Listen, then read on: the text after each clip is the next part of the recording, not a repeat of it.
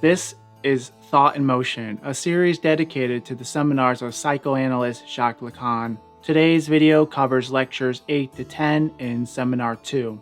Freud's project for a scientific psychology, written in 1895 but never published in his lifetime, is an often neglected text due in part to its unfamiliar terminology and apparent biologizing of the mind. It can strike some readers as representing the worst of the perceived reductionistic tendencies in Freud. Yet, Lacan claims this text is vital to the history of Freud's thought, containing the seeds for what follows, never fully abandoning these ideas, but elaborating upon and completing them. Instead of a reduction of the psychological to the biological, Lacan identifies here a radicalization of the biological itself. This video will address the following. 1. What is the connection between the organic and the real? 2. How does Freud metaphorically deploy notions from physics to develop this materialist schema of the mind? And 3. How does this schema converge with Lacan's own thought? If you learned something and wish to support this work, please consider liking it, sharing it, and subscribing to my channel. Also, at the end of this video, I'll discuss how you can now support this work on Patreon. The word organ derives from the Latin organum, meaning an instrument or tool. This in turn comes from the Greek organon, which refers to a musical instrument. Biologically, the organ is a differentiated structure performing a specified function for an organism. Viscera are the internal organs of the body. To feel something viscerally is to have a gut feeling. We may also distinguish relational organs from non-relational ones.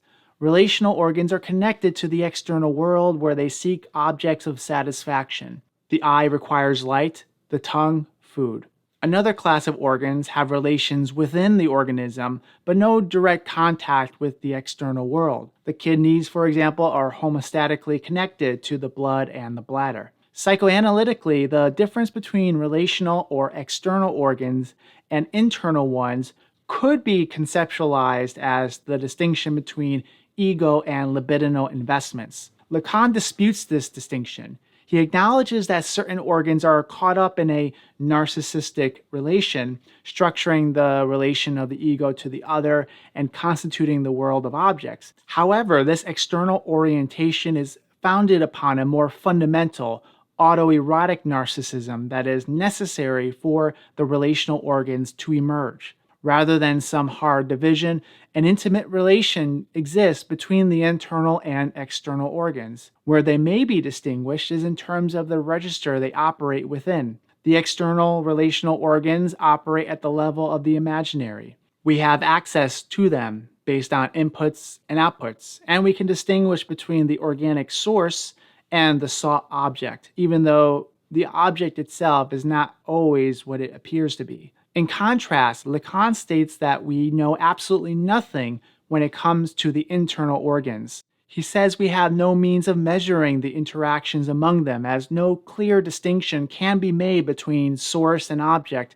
as one can for the external organs. These interactions among internal organs lies at the edge of our concepts, leading Lacan to claim that such psychosomatic relations are at the level of the real. At this register, the distinction between external and internal loses its hold. This doesn't suggest some fused harmony between inner and outer worlds, but rather it's a state of auto-enclosure, a pure immanence without transcendence. This is what Lacan means when he says that the real is absolutely without fissure. The emergence of any split or crack results from the symbolic, which introduces a set of differentiations, oppositions, presences and absences, as well as the imaginary, which introduces a disjuncture between the real and what is perceived as reality. The real is not accessible through images, though the imaginary always represents the real in a misrecognized form. In sum, the real is the site of a radical indeterminacy, a kind of material substratum that underlies the emergence of the subject and ego, though never directly accessible to either. As a kind of bodily materiality, it also distinguishes itself from a crudely deterministic materialism, which is in fact an imaginary rendering of the real rather than the real itself. We can now move directly into Freud's schema presented in the project, or in German, Entwurf.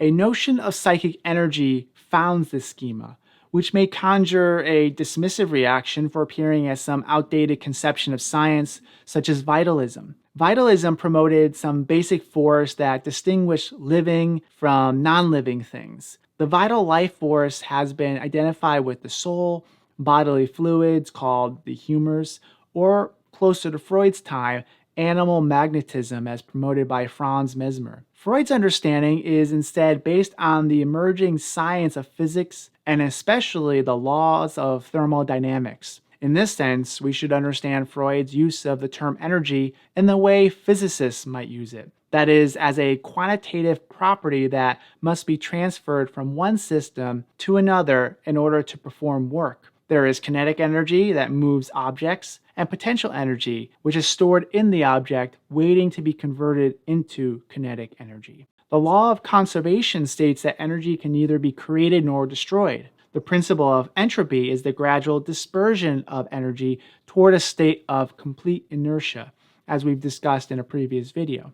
We have here metaphors that Freud appropriates in his early theorizing of psychic processes, which at that point had, and perhaps still has, a poorly developed scientific formulation when compared with other sciences. Deploying these metaphors, he sets out to establish certain processes involving the substitution, conversion, and discharge of psychic energy. He bases the transfer and transformation of energy on the neuron, or what today would be called the neuron, a specialized cell responsible for the transmission of information through electrical impulses. Freud thought such neurons can both invest and discharge quantities of energy. Individual neurons come together to form interconnected networks that form pathways or facilitations that are more or less permeable to the transmission of energy. Today, we might talk about the relative balance of neurotransmitters. The system of neurons strives for the complete discharge of energy, which is called the principle of inertia. It does this by either discharging that energy onto an associated neuron, expending it through motor activity, or fleeing from the source of stimulation, that is, introducing energy into the system. Rather than discharging, some neurons store up this energy, remaining permanently invested with it. Though this means that these neurons violate the principle of inertia, it allows the organism to establish a reservoir of energy to maintain a necessary level of excitation. This is the principle of constancy, and it parallels the law of conservation. These two principles, inertia and constancy, will be what are later called by Freud primary and secondary processes. The ego originates as a buffer system which dampens down and filters excitations. It's a form of resistance to the energy current. This inhibitory function of the ego is related to the perception consciousness system as it intervenes in the activation of memories and avoidance of ideas in order to control the passage of energy, selecting and filtering in a manner that converges with Lacan's presentation of the ego as a mechanism for misrecognition. So now, how do we understand this schema in light of Lacan's registers? Here I draw from Richard Boothby's book, Death and Desire, which offers a useful analysis here. For Lacan, the ego operates through the imaginary, which deploys gestalt perceptions. Gestalts create perceptual wholes by distorting, excluding, rejecting, or in some, misrecognizing not only certain ideas, but also the energy that animates them. This is also what makes the ego a fundamentally frustrating function by refusing the discharge of energy, or what might be called the realization of desire. The real is located in the concept of psychic energy itself, as the irreducible dimension of the psychic apparatus that is a material substrate pervading and animating the entirety of mental life. In Seminar 4, Lacan will make the connection more explicit, comparing the real to the energy of a hydroelectric dam. The energy was always already there in the current of the river, though it only becomes of interest and recognized once machines are put to work on this primitive order of energy. This energy, before it is structured is the indeterminate X that Lacan speaks of in the present lectures, and will be what he mythologically identifies as the Lamelle in Seminar 11. It's approached mythologically by Lacan because it's the only way one can approach it. Between the energy inhibiting function of the imaginary ego and the irreducible energetics of the real is the place of the death drive.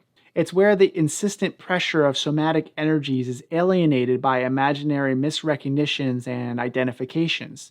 Of course, this is not sufficient for understanding the death drive, as its expression emerges through the repetition of a signifier. The signifier is like the neuron invested with energy, seeking discharge, but constantly being frustrated in its attempts, leading to a kind of vicious cycle. In the previous video, I mentioned the possible convergences of this compulsion to repeat with the superego. However, the location of the superego in Freud's model, presented here in the project, is not clearly identified and seems to have some overlapping role with the ego played here. The title of the next lecture in Seminar 2 is called Censorship is Not Resistance, which suggests we might soon get some clarity on this matter, as censorship is a function of the superego, whereas resistance is a function of the ego. Before finishing today's video, I want to let you know that for those in a position to support this work financially, I'm now on Patreon. I've included 5 levels starting at $3 a month. Each tier has included some benefit attached to it. Please know that this is not to keep the channel going. I'm enjoying all of this too much to see myself stopping in the foreseeable future. But what your support will do is help me grow this channel by producing videos quicker and hopefully with a greater production value.